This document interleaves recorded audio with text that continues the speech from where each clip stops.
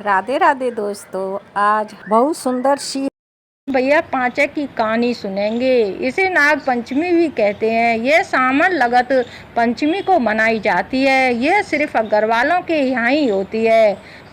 तो चलो कहानी इस प्रकार है। एक गांव में सास बहू रहती थी। बहू के पियर में यानी मायके में कोई भी नहीं था। बेचारी अकेली थी। ससुराल में सारे घर का काम करती थी। बड़ी सीधी और सुशील थी।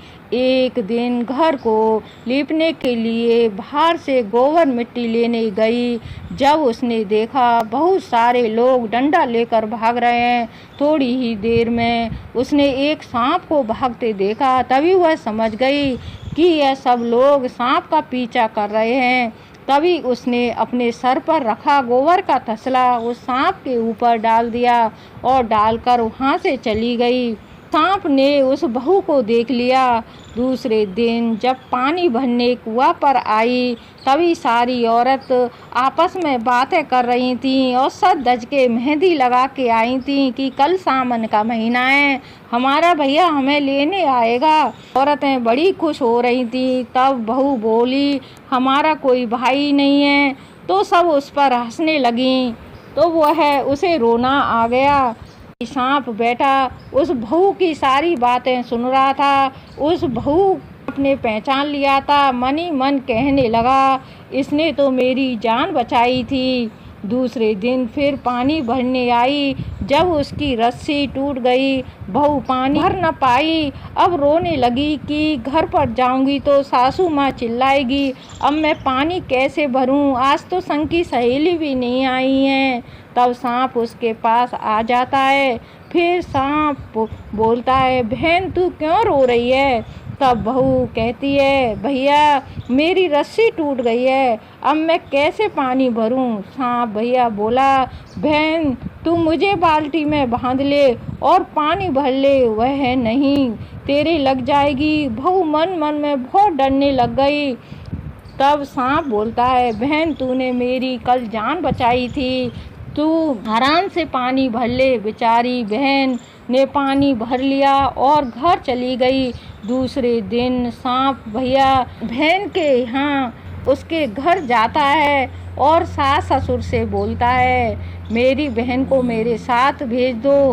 तब सास ससुर सोचते हैं, इसके तो कोई भाई नहीं था, ये कहाँ से भाई आ गया? तब वह कहता है, मैं इसका धर्म का भाई हूँ, मैं बहुत दूर रहता हूँ इसलिए ये जानती नहीं है, मैं इसके ताऊ जी का लड़का हूँ। सास ससुर दोनों मान जाते हैं और बहू को भाई के साथ भेज देते हैं। बहन जा रही थी लेकिन उसे अंदर से डर सा लग रहा था। जब बहन ने देखा भैया तो एक बामू के पास आकर बैठ खड़ा हो गया। और तब बहन बोलती है, भैया घर कहाँ है? भैया बोलता है, बहन मैं सांप हूँ, तू डरना मत, तू मेरी पूंछ पकड़ लेना, मैं तुझे अंदर ले जाऊँगा, वहीं पर मेरा घर है। बहन घबरा जाती है, मन में सोचती है, इसे मना करूँ तो भी डसेगा, नहीं मना करूँ तो भी डसेगा, अब करूँ तो क्या करूँ? सांप उसके बेटे को तो आले में बिठा देता है, उसके पास खिलौने डाल देता है। बहन सांप की पूंछ को पकड़ लेती है, वह अंदर घर में पहुंच जाती है। तब वहां जाकर देखती है, ये तो नाग लोक है।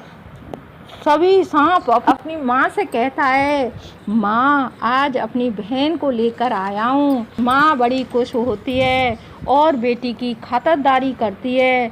जब शाम हुई थी, जब माँ दूध ठंडा कर रही थी तो बेटी देख रही थी कि माँ ने पहले दूध ठंडा कराया, फिर घंटा बजाया और सारे नाग दूध पीने आ गए और दूध पीकर चले भी गए।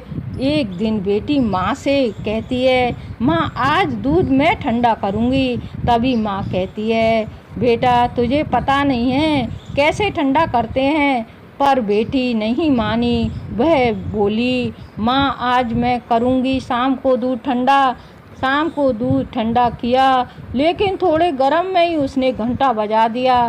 सारे नाग आकर पीने लग गए, तभी जल गए, खंडे बूचे हो गए। एक बड़ा नाग का मुंह ही जल गया। तभी सारे नाग उसे खाने पड़े। तभी तो माँ ने सबको रोक लिया। माँ कहती है तुम्हारी बहन है, वो तुम्हारी हर बात पर तुम्हारी कसम खाया करेगी। खंडे सू, बूचे सू और मोरे प्यारे बंडे भैया सू। तब भैया चाँप मई की मई रोक लिए। कुछ दिन बाद बेटी बोली, माँ मैं अपने घर जाऊंगी, लेकिन तेरी बहुत याद आएगी। माँ कहती है बेटा मैं अमावस्या को तेरे घर तेरे से मिलने आऊँगी।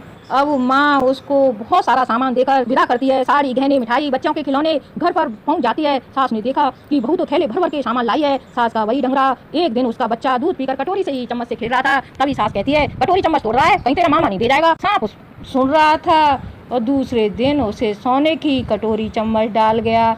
एक दिन फिर सिंक की झाड़ू से खेल रहा था तो सास बोली झाड़ू है तोड़े डाल रहा है, कहीं तेरा मामा नहीं दे जाएगा। दूसरे दिन भैया सोने का झाड़ू डाल गया। सास कहती है तेरे तो मामा कोरे से ही खड़े सुनते हैं। एक दिन सोने का कोरा डाल गया कि तेरे मामा तो छिंकते नाक काटते हैं। भैया सोने की कैंची डाल गया। फिर सास बिल्कुल चुपचाप रहती है। दूसरे दिन अमावस्या थी। बहू अपनी माँ के आने का इंतजार कर रही थी। सारे दिन खुश होकर भाग भाग कर काम कर रही थी। रात हो गई, उसने अपनी माँ का इंतजार किया। पूरे दिन की थकी हुई थी। उस बार बार नींद आई। बेटी ने सोचा कि मुझे नींद आ गई और माँ आई तो वैसे ही चली जाएगी, तो अपनी छोटी उंगली को काट कर उसने नमक डाल लिया।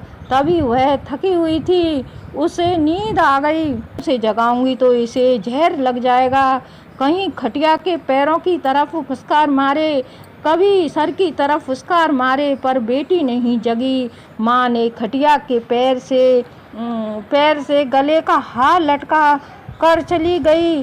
तब सुबह होते ही बेटी की नींद खुलती है और देखती है कि खटिया के पैर से तो हार लटका हुआ है। अब सोचती है माँ आकर चली गई, नींद बैरिन हो गई। अब बार बार यही कहती रही। एक दिन बहन आटा पीस रही थी। बंडा भैया उसे खाने के लिए उस चक्की के नीचे ही बैठ गया। सोचने लगा मौका मिलते ही मैं इसे खाऊंगा। जब ही पड़ोसिन आती है, हार को देखकर कहती है बहन इस हार को एक दिन मुझे दे देना, मैं अपने भाई की शादी में पहन लूँगी। तभी वह बोलती है खंडे भैया सू, बूचे भैया सू, मेरे बहुत प्यारे बंडा भैया सू, ये तो मेरा टूट गया है, मैं तो ऐसी बांध के पहने हुई हूँ ऐसे। बंडा भैया चक्की के नीचे बैठा सुन रहा था कि सबसे प्यारा भाई मैं ही हूँ इसका। बंडा भैया को बहुत गुस्सा आती थी उस पर। अपनी बहन से बदला लेने के लिए रोज उसके घर आता था और रोज मौका न पाकर वो चला जाता था। लेकिन मैं इसको खाने के लिए सोच रहा था, तो वो वहाँ से अपनी बहन को माफ़ करके चुपचाप घर पे चला जाता है और अपनी माँ से कहता है माँ मैं तो बहन का अपना सबसे प्यारा भाई हूँ। तब माँ कहती है मैंने तो तेरे से पहले ही कहा था, और बहन को माफ़ कर देता है। इसलिए इस दिन भैया पंचमी को पूजा की जाती है। यह सर्पों की पूजा की जाती है, यह घरवालों के यहाँ होती है। इसकी दूसरी कहानी और है, वो